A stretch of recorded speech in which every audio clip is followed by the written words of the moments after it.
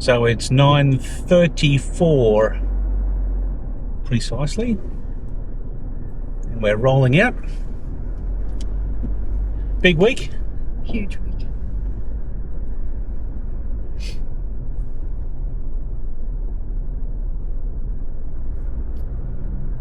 Big trucks just pulled into kind of where we were as well to start dismantling the glues. Yeah. Perfect time to leave. Yeah. Yeah, look at everybody in tent and stuff. It was windy as this morning packing up. Very windy. Anyway, that's all sorted and done and dusted for another year. And they're going to get to Broken Hill today, so it's a pretty cruisy day. Might see what the traffic's like at Silverton and see if Yeah. there's much to see there. Well, there's time, and I definitely need a coffee. I only had one of those sachet coffees this morning at about 6:30 when I got up. And there's not a whole lot of caffeine in those, and that was like 3 hours ago now, so definitely due for another coffee. So we'll see what the traffic's like in Silverton, grab a coffee, maybe visit the Mad Max museum if it's not too crowded, before we head off for the rest of the day. It wasn't because there was a 10km/h speed limit that we were travelling so slowly. We're following camels. The camels actually come from Silverton. Yes. So that's probably why they didn't worry about trucking them in. They just walked them in, I guess, because Silverton's not that far. Well, you'd think that you'd bloody ride the bloody things. Oh, well, there's more of them than can be ridden. There's a bit of a herd there. Is it a herd of camels? I don't know. What's the collective noun for camels? There's one lady just pushing against the outside of the outside camel to push him over that way. Yeah. They got a little bit of a walk home, eh? Yeah. I don't know how many Ks it is. Look at them all neatly lined up like that. Is it a team of camels? It could be a team. I don't know. A harem of camels? I don't know what it is. Maybe not. Anyway, there they are. You don't see that every day. All right, so we followed the signs at Silverton to where the caravan parking was. And there's a cafe here behind me, which is closed on Mondays, which today's Monday. And then up in front of us here is the Mad Max 2 museum, which would have been really good to take a wander through. Also closed on Mondays. If this is out, we're closed. That kind of works. Closed sign. Main street down here. Oh, we just spot a bakery, did we? I know. I saw the end of a letter that says ERY. Yes, I can see it too. All right. We may have found a bakery. So just had a coffee at the Silverton bakery behind us. At apple crumble too, which was quite good. Everything's nice and fresh. And they're doing all right, doing reasonable trade in there. Silverton Hotel in front of us. Is it too early for the pub? I'm not quite sure what time it is.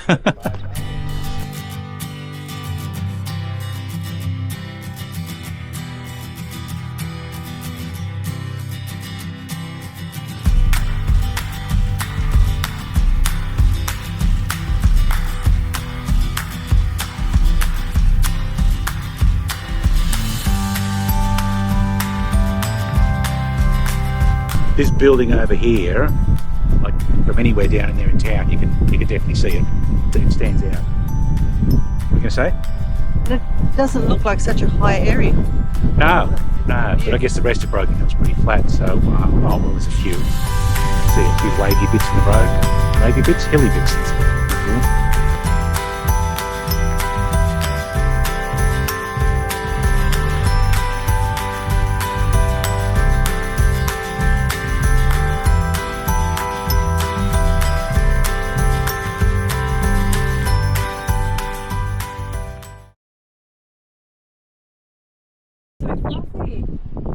They're pretty friendly, aren't they? Yeah, that one walked straight up to you. Someone walked up to me before as well. I think we have some food. Yeah, maybe. Like I say, you're used to people, but I'm not used to donkeys. So today's Tuesday. The Mad Max 2 museum was closed yesterday, but open today. So I've just taken a quick walk through. They have collected a lot of paraphernalia. There's a few bits and pieces like these around Silverton. What were the two words we were using before? Quirky and quaint? Well, I said quaint. And I said quirky. Yeah. So there's lots of these little old historic leftover buildings that, basically mostly fallen over now. But they've kept them there and put a bit of a sign out the front as to what it was. So about 5 minutes down the road at the Mundi Mundi Lookout apparently is where the opening scene from Mad Max 2 was shot. And given that's 5 minutes away, I'm going to go and have a quick sticky. Now apparently the opening scene from Mad Max was shot on this road here. Yeah, I'm going to have to watch Mad Max 2 again now to see that. And I don't think I'll try putting the drone up either. It'll get blown away. In case you haven't figured out, Yolinda's picked up some kind of lurgy or bug at the bash. Yeah. I guess you've probably noticed by now. Man flu. You can never complain about me being sick again.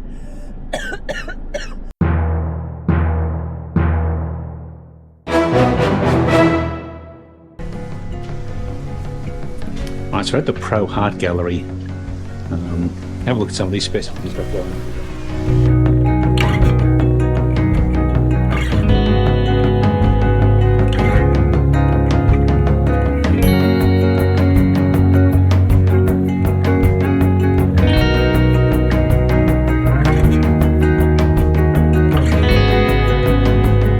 Just went for a walk through the Pro Hart Gallery. A couple of the Rolls Royces behind me, another couple over here. Had to get the Dragonfly on carpet stubby cooler, which if you're my age and you grew up in Australia, you'll know exactly what that means. It was pretty good, wasn't it? Well worth a visit. Absolutely. Yes. I didn't know his artworks were quite that diverse. Yeah, had a bunch of different styles.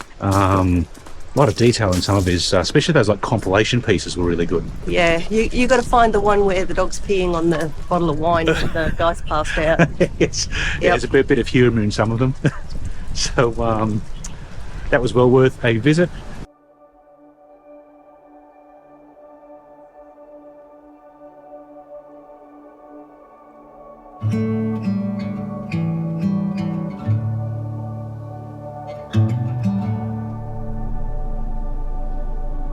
Didn't think it was going to move then for a minute. Quite slow. All caravans must park in the designated site. No generators after dusk.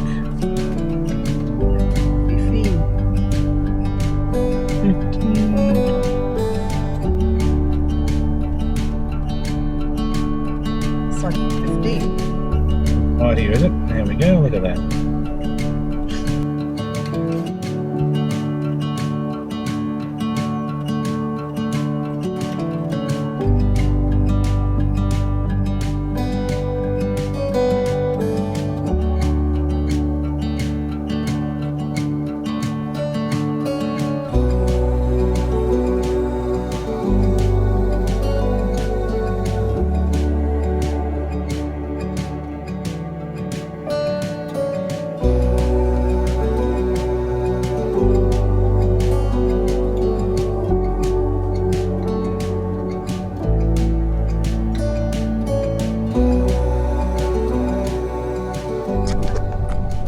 We're at the Living Desert Sculpture Trail, which is kind of in the middle of nowhere. Where, what are we, I don't know, 15 or 20 minutes north of Broken Hill, I suppose. And there's quite a few sculptures they've built up on top of this hill here. Apparently sunset is the time to visit, but the window's a bit crook at the moment, and so we're not coming out at night time.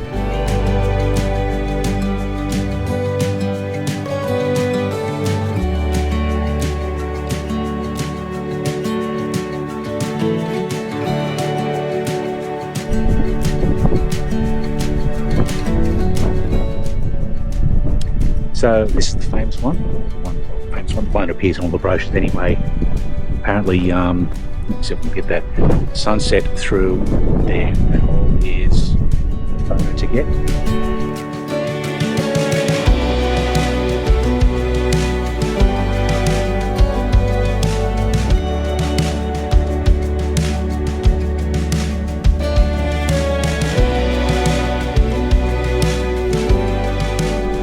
We just finished our second night at the Living Desert State Park outside of Broken Hill.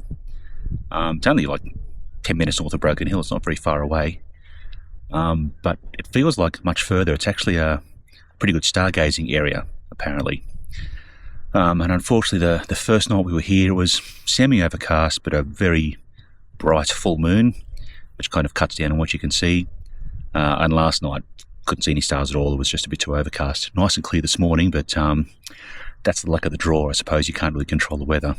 But this place is really well set up. So they've got this stargazing area here with a couple of benches, but they're really reclined. So when you, well, without bumping your head, when you sit back, it does give you a really good opportunity to look straight up and look at the stars. Got a few big logs around here for sort of coffee tables and whatnot. It's quite well set up. There's showers as well as toilets in the block over there. The only, I guess, drawback is you're not allowed fires here. But given the fact that it's a dark sky stargazing area, they probably don't want too much ambient light around either. So I can kind of understand that. And the other thing too is there's a sheltered area over there with some picnic tables and some barbecues. Some rubbish bins. You can top up your water. And the other interesting thing about it is you need a PIN code to get in. So obviously you've got to pay to get in here. I can't remember what it was now, but it was pretty cheap. $6 a night or $10 a night or something, whatever it was. But when you book online, they give you a PIN number, and there's a boom gate that you have to pop a PIN number in to get through. So the only people in here are the people who've paid. Now, if you're ambitious, you could probably walk up to where the stone, the sculptures are. But with Yolanda being a bit crook, we're not that ambitious, so we drove up. But it's a very short drive. You can actually, from here, see the hill that they're on. So yeah, well worth a visit. Living Desert State Park, just north of Broken Hill. It's good. Where are we? Do you know? Not a clue. There's Perry's 24-hour fuel behind us there. We're east of Broken Hill by, I don't know, an hour or so. One thing that happens out here is there's long distances, like from Broken Hill to Vulcania is quite a hike with nothing in between. But they do have these roadhouses every, 100 k's or 80 k's apart or whatever they are. And I was hanging for an ice break, but it's closed. But that was the thing in Broken Hill. So many things are closed on Mondays. Yeah. Mondays. Open Tuesdays through to Sundays, yeah. So we had Monday spare to wander around Broken Hill a bit. And everything was... Nothing was open. A lot of the smaller shops were closed. Yeah. Well, we can tell where we are because there's a sign up there. There's a sign up ahead. We'll figure out where we are soon. But yeah, we've still got a couple of hours to go before we get to White Cliffs tonight. Yep. So we should get on with it. Excellent. All right, so we're this little free camp north of White Cliffs, which is it was about 3 hours to get here from Broken Hill today. The strangest landscape. It's really weird, like a lunar landscape almost. It's all these leftovers from where they've been doing opal mining, but it creates the strangest texture. Anyway, we've because we've only got the teardrop and it's nice and small, we've actually driven up to this sort of higher level. So there's other free camping down that way, but we've got up to a slightly higher level, which has got this little elevated spot here all on our own. A neighbour at Living Desert that we were next to, they're heading to South Australia. There's quarantine on the border. They can't take fresh fruit and veggies across. So they gave them all to us. So tonight is a poikie pot. We've got some, what is it, rump steak? I think it's rump steak tonight. And that's going to go in that once it cranks up a little bit more. Should have a nice little spot up here on our own. So these are our fresh poiky pot veggies. Yep. So what did you end up with? Well, some... They're definitely homegrown. Have a look at them. Yeah. Yeah, these just fresh homegrown veggies we inherited. Excellent. They even feel smoother to cut than store-bought stuff. Just don't cut your finger. Again, you mean? That's already happened once this afternoon. We won't talk about that.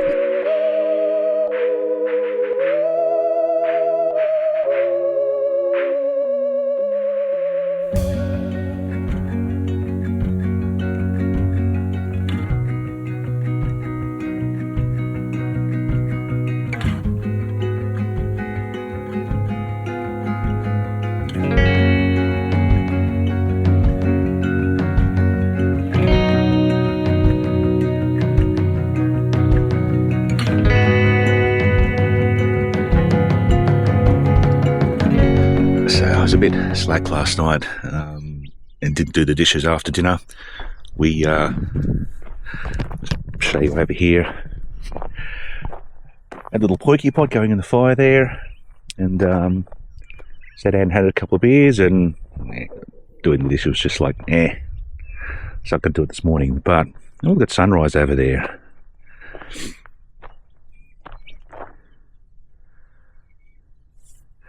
This is the one of the best parts of camping out west is, I don't know if you can see this, the moon is still up there too. Is just the open land. The sunrises and sunsets are pretty spectacular. I didn't look at the temperature, but it feels cooler this morning than it has been of late. But anyway, I think it's time for me to just sort that out quickly and make some coffee. So let's get on to that.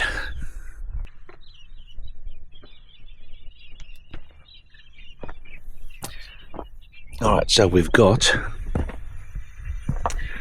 some hot chocolate in there, an espresso shot in there from the little pod machine, and that milk will be pretty good soon. Actually, it's very close, and I'm going to steam it up with this.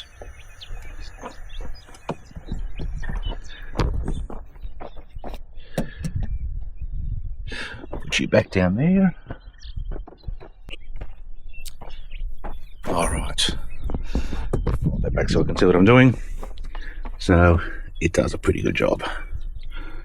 Just while I'm having a coffee this morning, I thought I'd just show off some of the mods that we've got. I've got to put this coffee down somewhere. Hang on.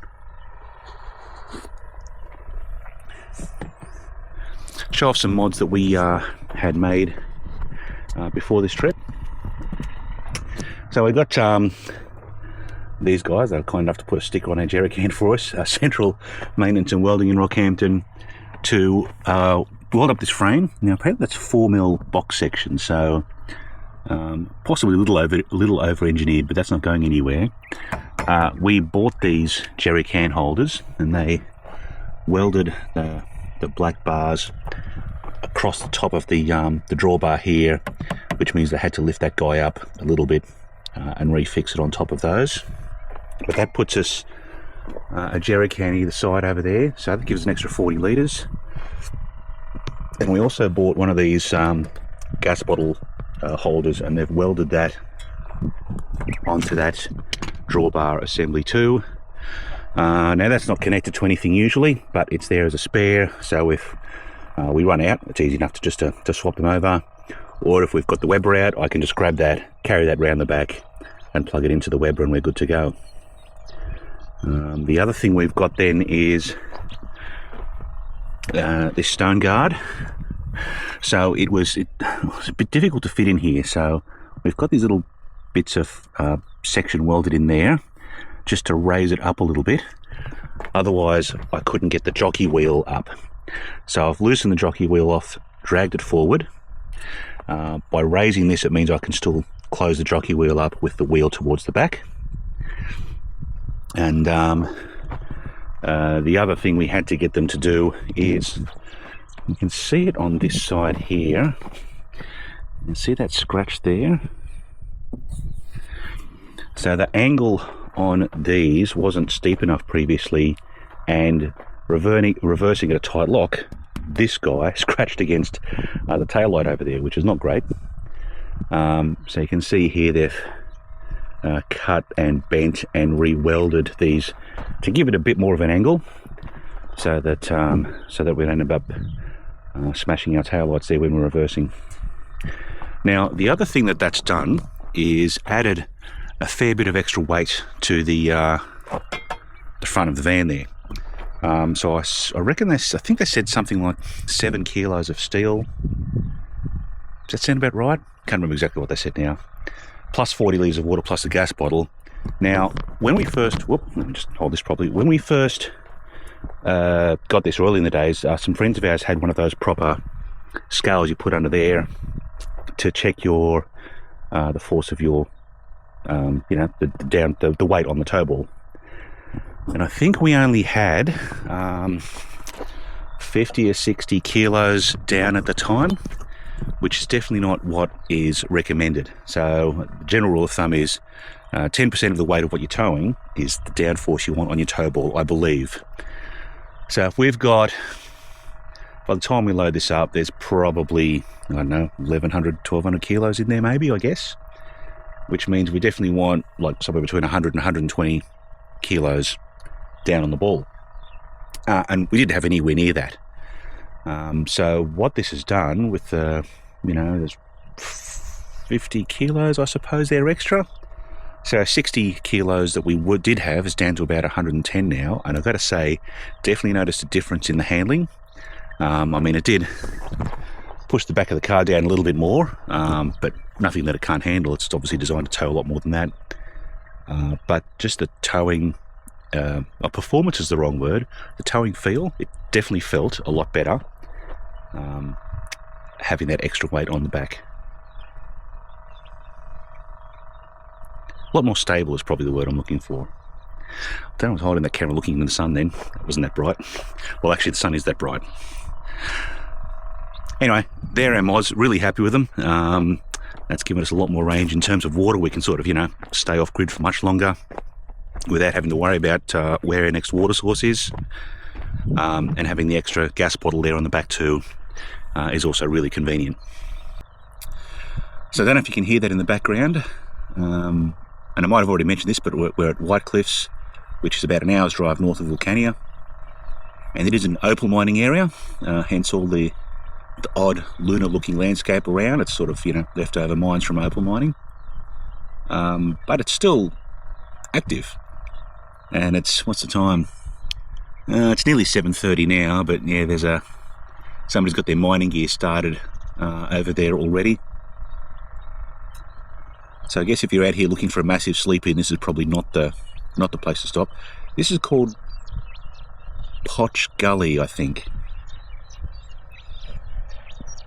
So a couple of minutes north of the actual township of White Cliffs itself is this spot called Potch Gully. Free camping here.